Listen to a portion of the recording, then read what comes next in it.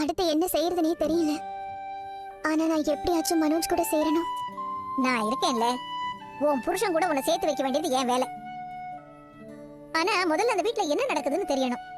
நான் இப்ப உன் மாமியாரை போய் பாக்குறேன். அவங்க என்ன ஐடியால இருக்காங்கன்னு அப்பதான் தெரியும்.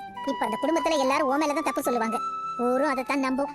முதல்ல உன் மேல தப்பு இல்லைன்னு நாம நிரூபிக்கணும். அது எப்படி ஆண்டி முடியும்? நீ ஒண்ணு பண்ணு, நீ ரெடி ஆயிரு. நான் அங்க போனதுக்கு அப்புறம் நீயும் கரெக்டா அங்க வா. நான் எப்படி ஆண்டி அங்க வர முடியும்? என்னதான் அவங்க வீட்டை விட்டு விரட்டிட்டாங்களே. நான் அங்க வந்தா திரும்பவும் பெரிய பிரச்சனை ஆயிடும். அதுதான் நமக்கு வேணும். புரியல ஆண்டி. நீ என்ன பண்ற? உன்னோட ட்ரெஸ் எல்லாம் எடுத்துக்க வந்தேன்னு நீ அங்க சொல்லிடு.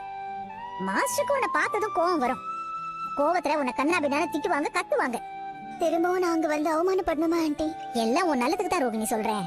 அவங்க திட்டுறத அவங்களுக்கே தெரியாம என் போன்ல நான் வீடியோ எடுக்கிறேன். வீடியோவா? எதுக்கு ஆண்டி வீடியோலாம்?